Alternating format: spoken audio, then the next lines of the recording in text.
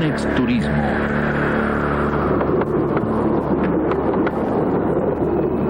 presenta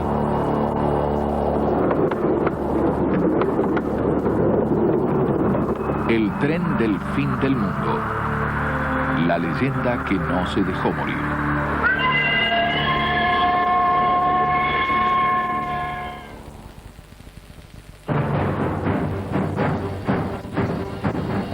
La historia argentina está llena de extraños personajes olvidados que se aventuran hacia el sur en búsqueda de sus propios destinos.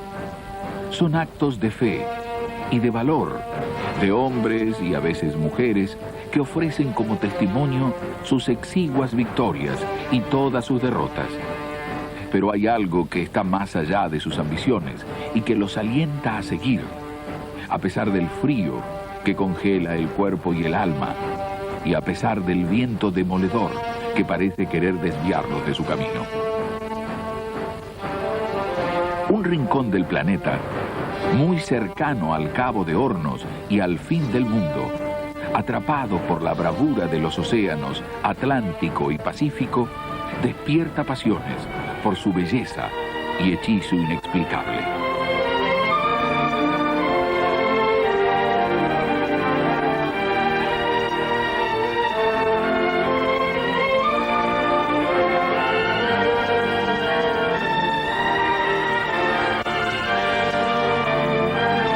Tierra del Fuego, la isla ardiente de misterios y leyendas en el extremo austral de la Patagonia argentina.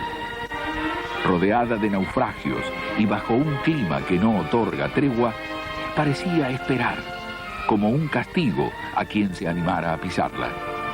Allá, donde el sol parece tímido para quebrar la noche casi eterna. En 1882 se produce la Expedición Austral Argentina. Su estandarte es la corbeta Cabo de Hornos, al mando de Luis Piedrabuena. Su objetivo, explorar el desconocido sur y consolidar la soberanía del joven país en aquellas regiones. Al jefe científico de la expedición, teniente de la Marina italiana Santiago Bove, se le atribuye haber señalado, por primera vez, la posibilidad de asentar una prisión en Tierra del Fuego. Un año más tarde, en 1883, el presidente Julio Argentino Roca recoge esa sugerencia en un proyecto de ley que presenta en el Congreso de la Nación y en el cual propicia una colonia penal al sur de la República. En su mensaje a los legisladores, alude a los buenos resultados obtenidos con iniciativas similares por Francia, en Nueva Caledonia y Argelia, y por Inglaterra, en Australia. La ley no se había sancionado cuando en 1884 llegan los primeros presos civiles a Ushuaia. Son elegidos por sus aptitudes físicas y por sus habilidades manuales para la instalación de una estación de la prefectura en Tierra del Fuego y en Isla de los Estados, y para la construcción de un faro. Al frente de la misión está el coronel de Marina Augusto Lacerre, quien el 12 de octubre de ese mismo año funda Ushuaia. Ushuaia, vocablo de la lengua de los indios yámanas, que significa bahía profunda hacia el oeste. A los pocos días, el presidente Roca promulga la ley por la que se organiza los territorios nacionales en 9 gobernaciones. Una de ellas es Tierra del Fuego. Y el 27 de junio de 1885, por decreto, fija en Ushuaia la capital de la gobernación más austral. A fines de 1895, el Congreso sanciona la ley 3335, cuyo artículo primero dispone: las penas correccionales o de prisión que los jueces de la capital federal y territorios federales impongan a los reincidentes por segunda vez serán cumplidos en los territorios nacionales del sur que el Poder Ejecutivo designe al efecto. El 3 de enero de 1896 se designa al territorio de Tierra del Fuego para el cumplimiento de dicha ley y se encomienda a su gobernador el proyecto de construcción y la reglamentación del penal. Pocos días después, en instalaciones provisorias y absolutamente precarias, hechas de zinc y de madera, se habilita en Ushuaia la cárcel de reincidentes. En los primeros meses del siglo, el penal recibe a sus primeros habitantes. Son condenados a presidio, un peldaño anterior a la pena de muerte según el Código Penal de la época. Se trata de reclusos de la peor calaña. La hipótesis de colonización pierde sentido.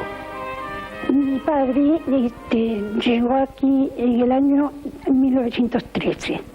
Llegó solo. Se empleó en la cárcel. Cuando yo más o menos tenía 7, 8 años, mi padre tuvo un problema aquí, en la cárcel. A mi padre llegó un momento que lo obligaron a pegarle a los presos. Cuando se comportaban mal, mi padre dijo, no, yo no les voy a pegar. Hay maneras que si se comporta mal un preso, hay maneras de castigarlos sin pegarle. Yo tengo hijos y yo no sé lo que pueden llegar a ser mis hijos, pero yo jamás le voy a levantar la mano ni le voy a pegar porque tenían, creo, eso lo vi en casa. Un cosito así como los que usan los policías, con eso había que pegarle. Mi papá dijo, no, yo no le pego. Entonces vino el director y le dijo, mire, señor Ángel, apellido de nosotros es Ángel, usted es un empleado inservible. No, yo soy un empleado humano, yo no pego. Y desde ya le voy a pasar mi renuncia y yo no trabajo más. El ingeniero Catelo Muratgia, segundo director del penal, comienza la construcción definitiva de un establecimiento carcelario adecuado y el 15 de septiembre de 1902 coloca la piedra fundamental. La cárcel se construye con materiales de la zona, roca basáltica, madera de los bosques, arcilla y arena del suelo de la región y de los riachos cercanos. La mano de obra la constituyen, por cierto, los penados. La cárcel estaba antes en la Isla de los Estados, después se empezó a hacer aquí, le hicieron los mismos presos. Hay paredes que tenían 40 y 50 centímetros, la hacían ellos con piedra, que la trabajaban con pala y pico. No había herramientas, no habían ladrillos, ellos trabajaban, elaboraban todo. Para trasladar los materiales se monta el silocarril, es decir, un tren que circula sobre rieles de madera. Su trocha tiene menos de 1 metro de ancho y su tracción la forman fuertes bueyes que arrastran los vagones playos por sus humildes vías.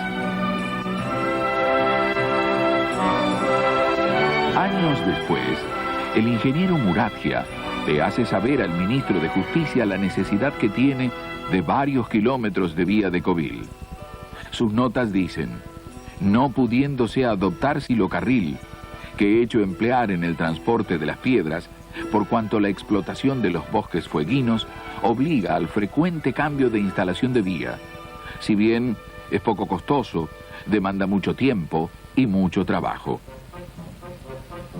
A finales de 1909 y principios de 1910 se registran los primeros movimientos ferroviarios. Las vías de Covil, con trocha de 60 centímetros, comienzan a prestar su servicio e inicia su trabajo el tren de los presos, tal como se lo conoció en la voz popular. El trencito une el presidio con el campamento de Tala de Bosques. Para ello, cruza la ciudad por la costanera. Los primeros 20 años del penal, que yo no los viví, que me contaba mi padre, el abastecimiento de la leña como combustible lo hacían de las inmediaciones, porque todavía se alcanza a ver por aquí, digamos, cerca de las proximidades hacia el norte, se alcanzan a ver algunos vestigios de vías antiguas de madera que aprovechando las pendientes las bajaban con carga, con leña, ¿no? Cuando eso se fue agotando todas las mediaciones, porque supongo que la demanda de combustible era grande, porque también se usaba para la usina, para generar corriente, digamos, con vapor, un motor a vapor, entonces se instaló el que yo ya conocí y que recuerdo, era un trencito que iba por la avenida Maipú. Iba por la avenida Maipú y fue penetrando, digamos, hacia el oeste, por el Monte Susana, hasta más o menos alcanzar 14 kilómetros de extensión. Y por las inmediaciones de la vía, digamos, iban haciendo ramales y iban extrayendo el bosque, que todavía el día de hoy se pueden ver esas peladuras o esos manchones de monte que faltan, y todo el cañadón del río Pipo, toda esa zona, la iba explotando la carne, ¿no?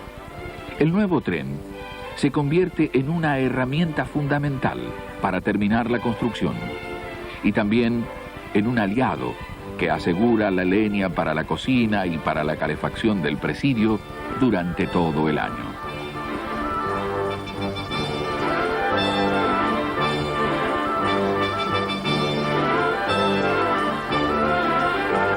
Durante 2 décadas, el tendido ferroviario avanza sobre la ladera oriental del Monte Susana. Y cuando las locomotoras originales no pueden acceder a las partes más elevadas de ese sector, se continúa el ramal por el centro del valle del río Pipo, adentrándose más tarde en lo que hoy es Parque Nacional Tierra del Fuego. Los antiguos pobladores de la región todavía recuerdan la locomotora bautizada como La Coqueta. Era la más chica y fue la primera en llegar al presidio. Se ganó su nombre porque se desplazaba dando pequeños saltitos a lo largo de su recorrido. En el presidio se instalan talleres con la idea de ocupar a los presos en algo útil y prepararlos en un oficio para encontrar trabajo una vez que recuperaran la libertad. Se les asigna una remuneración por jornada de trabajo.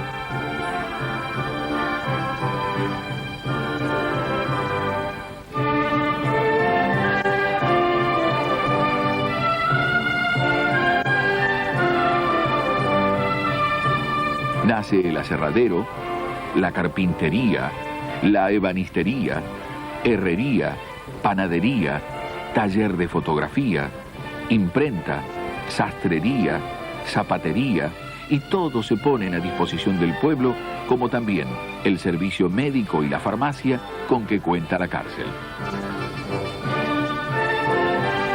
Los habitantes de Ushuaia también se benefician con la extensión de servicios como el de electricidad y el de agua corriente, así como por la construcción de calles, caminos, plazas y puentes realizados por los mismos presos.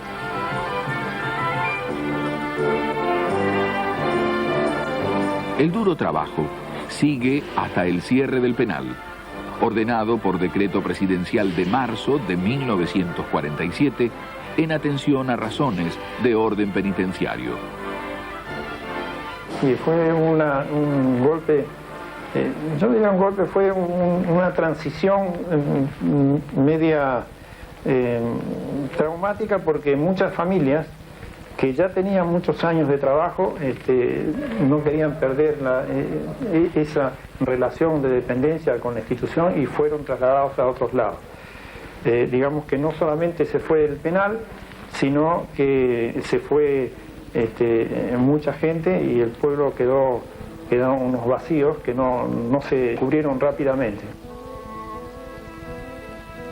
El predio del presidio pasa a la Armada Argentina y se transforma en asiento de la base naval. Los marinos reemplazan a los presos. Y 2 años más tarde, en 1949, se produce el terremoto más violento del siglo en la isla. Gran parte del tendido ferroviario queda bloqueado y el tren parece haber llegado al fin de sus días. ¿Qué sienten ahora al estar conversando después de tantos años en esto que fue un lugar de trabajo de mucho tiempo? Es algo recordatorio, es algo o tocante o casi fin. más bien alegría que otra cosa. Las celdas eran igual como esta, solo los pisos eran de forma, en vez de madera. Don Pedro, hay por allí una versión que dice, también se lo preguntábamos a don Mateo hace un rato, que aquí los presos prácticamente estaban siempre engrillados. ¿Qué hay? ¿Cuál es la verdad con respecto a eso? Eso nunca lo he visto yo.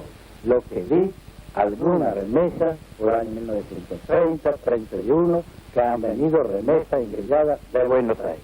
Pero al llegar acá, se les sacaba el grillo, y si bien uno de ellos o más se portaba mal, se le aplicaba castigos disciplinarios. ¿No tenían ningún tipo de calefacción en esta celda? Sí, en la celda no.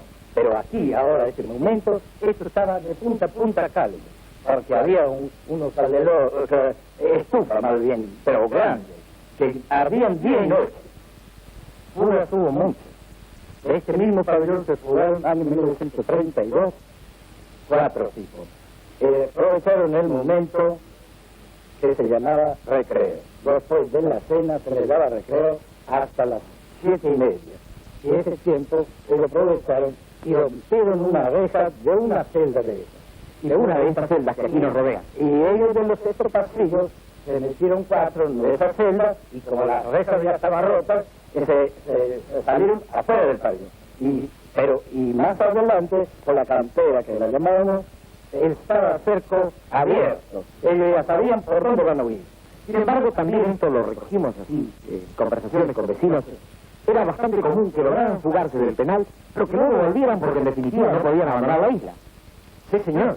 De la fuga que yo conocí, desde 28 hasta 47, que se retiró de la cárcel, hubo más de 20, 30 fugas. Pero lo que puedo recordar, solo un viejito de la nacionalidad español, francés, se fugó en el monte.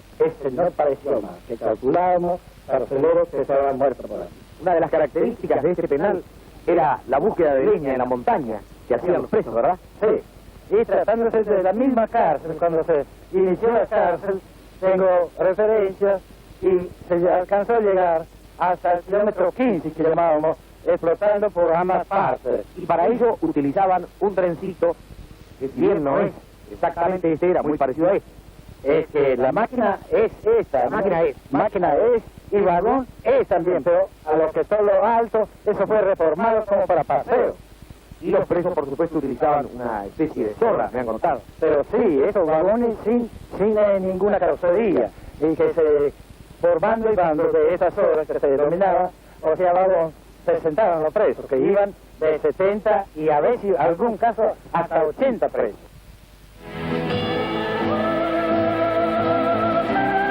Sin embargo, el gobierno hace el esfuerzo de ponerlo de nuevo en servicio.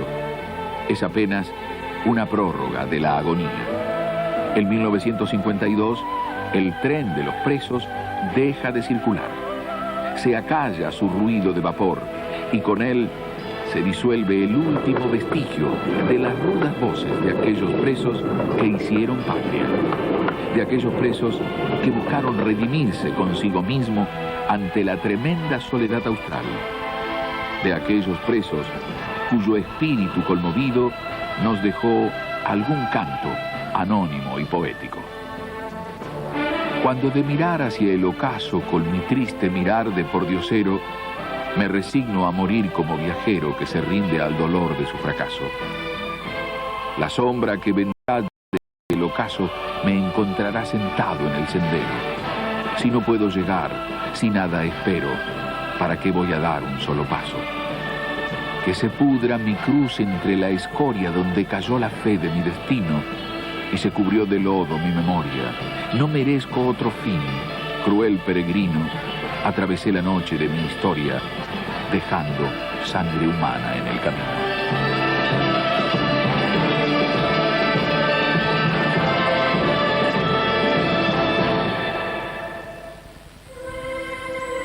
Después de 4 décadas de sueño y olvido, el tren renace de la mano de un emprendimiento lleno de condimento de aventura que era necesario para reflotarlo.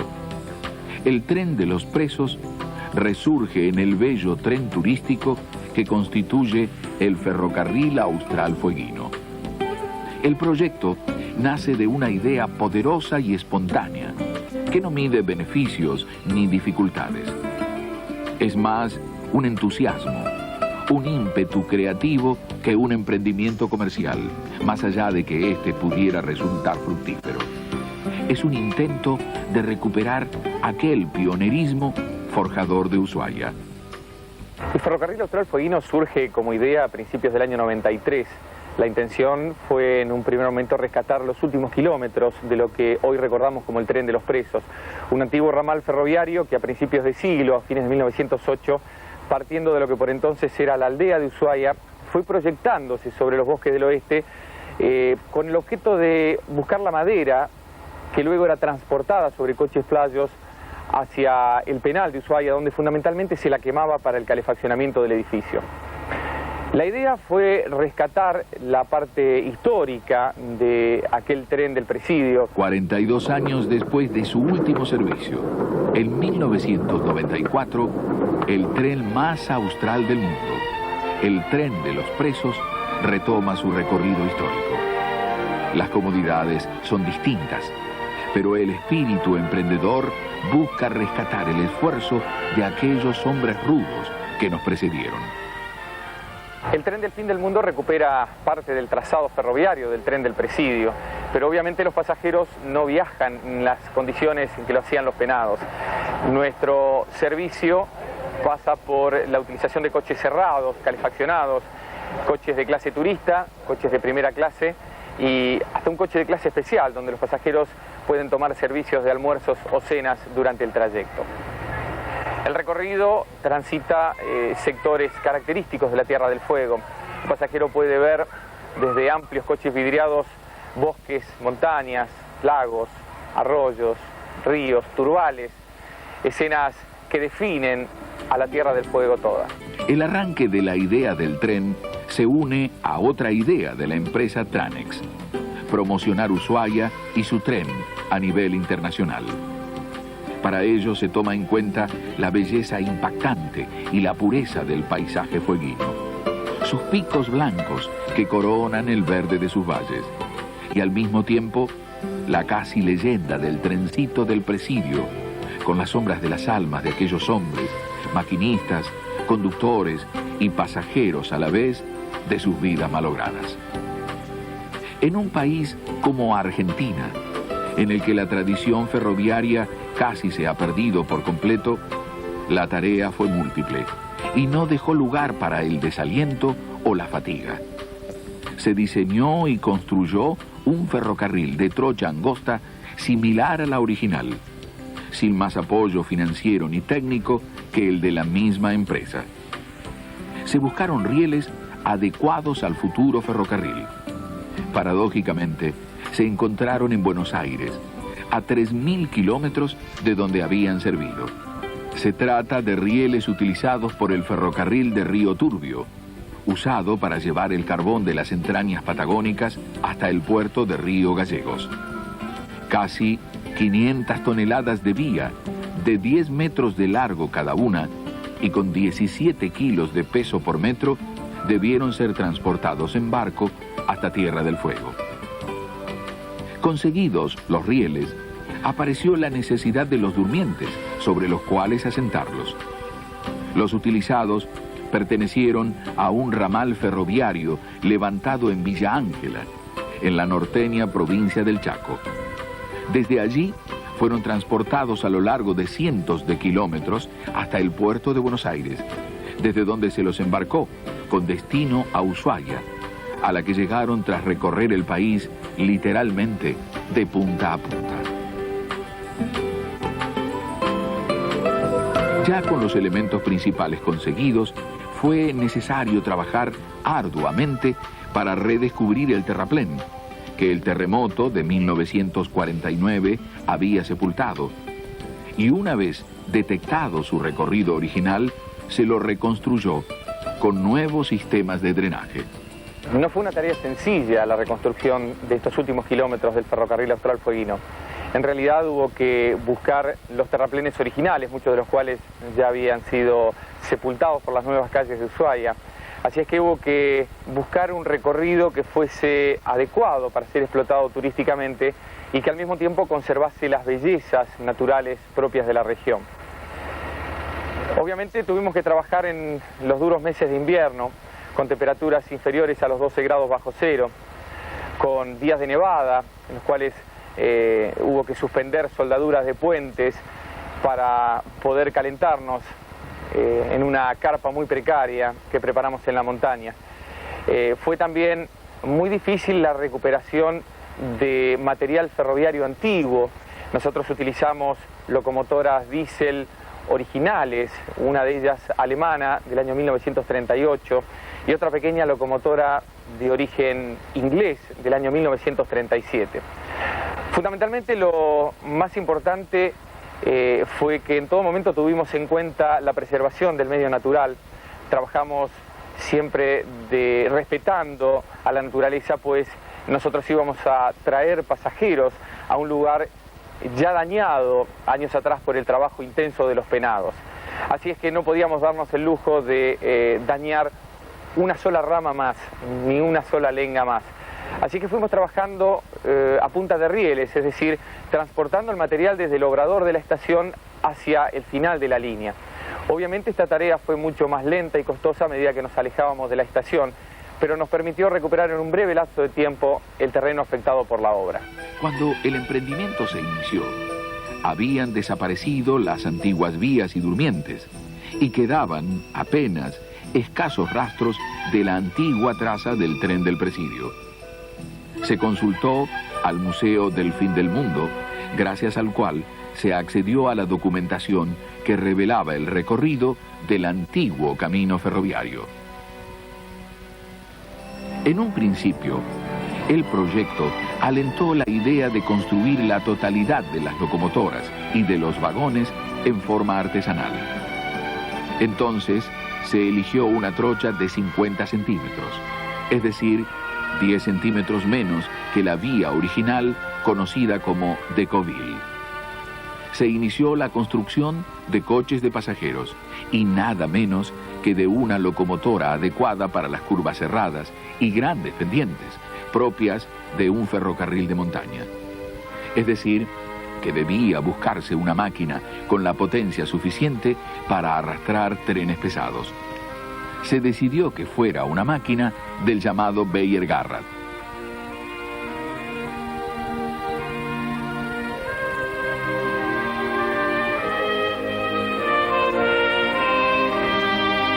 En febrero de 1994 comenzó la construcción de esa locomotora.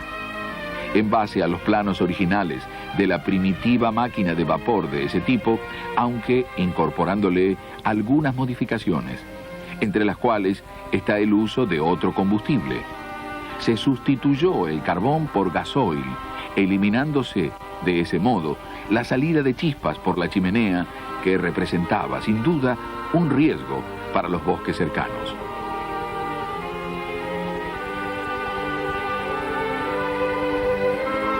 La construcción demandó 9 meses de arduo trabajo, y en este caso, con la máquina tipo Garratt totalmente artesanal, vio la luz la única locomotora del tipo de vapor construida en la República Argentina. La segunda locomotora, que incorporó el ferrocarril austral fueguino, se fabricó en Inglaterra. Más liviana y menos potente que la primera, su diseño surge del popular modelo de 1890, Linton and Barnstaple, que circuló en el ferrocarril del sur de Inglaterra durante décadas. Al igual que en su hermana criolla, el gasoil suplantó al carbón por las razones de seguridad ambiental ya explicadas. Y bueno, la máquina es como tradicional, máquina tradicional. La única cosa es cambiar es el combustible. Y obvio, antes se quema carbón o leña, pero nosotros se quema gasoil, porque es mucho más limpia y no sale chispas para no prender fuego en el bosque. Y bueno, pero la máquina es como una vaporera tradicional. Por otra parte, la empresa compró una antigua locomotora alemana que había prestado servicios durante 50 años en los ferrocarriles de Corrientes y Mendoza. Se trata de la Diesel Orenstein y Koppel, modelo 1938. Hubo que agudizar el ingenio para repararla totalmente con repuestos originales y después para adaptar su trocha de Decauville a la particularísima trocha de 50 centímetros del ferrocarril austral fueguino. Su peso, de 13 toneladas, su potencia, de 72 caballos, unidas a la velocidad de puesta en marcha, la convirtieron rápidamente en la máquina ideal para funcionar en las heladas jornadas del invierno fueguino, época en la cual se forman montículos de nieve de hasta 2 metros sobre las vías. A ella le cupo el honor de inaugurar oficialmente el servicio del tren, el 11 de octubre de 1994.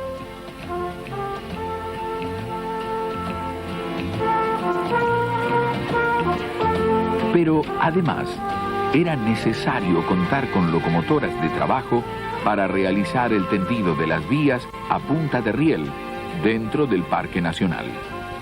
Para ello, la empresa incorporó 2 viejas locomotoras Ruston, equipadas con varios vagones de carga especiales construidos en los talleres propios. A estas simpáticas maquinitas y sus vagones les tocó convertir en realidad el tendido de las vías por las que el nuevo tren, remedo de aquel de los presos, circula en la actualidad. Los cómodos vagones de pasajeros se fabricaron sobre un nuevo diseño compatible con los de la era del vapor. Dotados de amplias ventanillas que permiten una perfecta visión del paisaje, estos coches tienen el interior revestido en caoba lustrada, con detalles decorativos en bronce.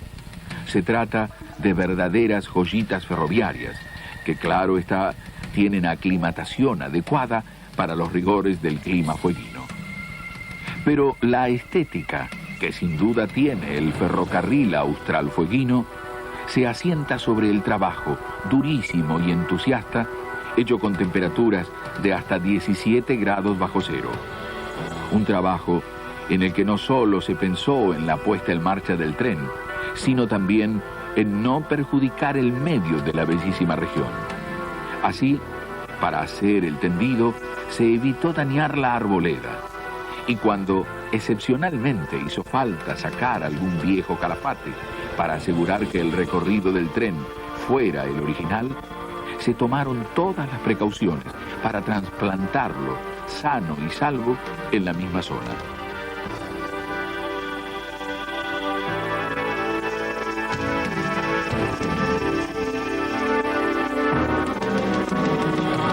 Un capítulo aparte es el de la estación del fin del mundo, cabecera del ferrocarril.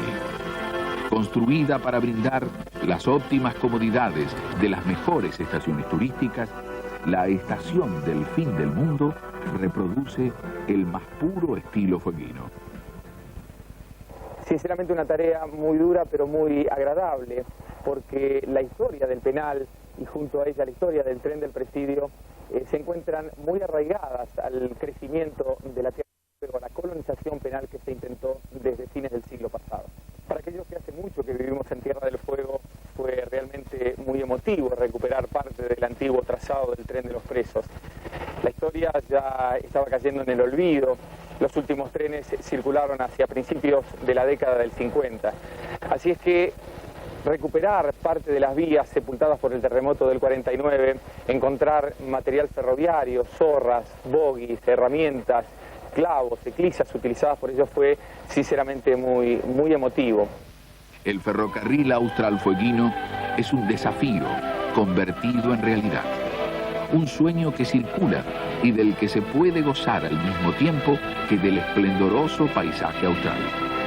Y todavía más, porque con él circulan los fantasmas de aquellos pioneros recios, de aquellos hombres tristes que fueron al fin del mundo a pagar sus culpas y a encontrar un nuevo destino. ese encuentro misterioso de emprendimiento potente, naturaleza singular y espíritu pionero, puede ser encontrado por el viajero en sus coches y en su delicado sonido de motor.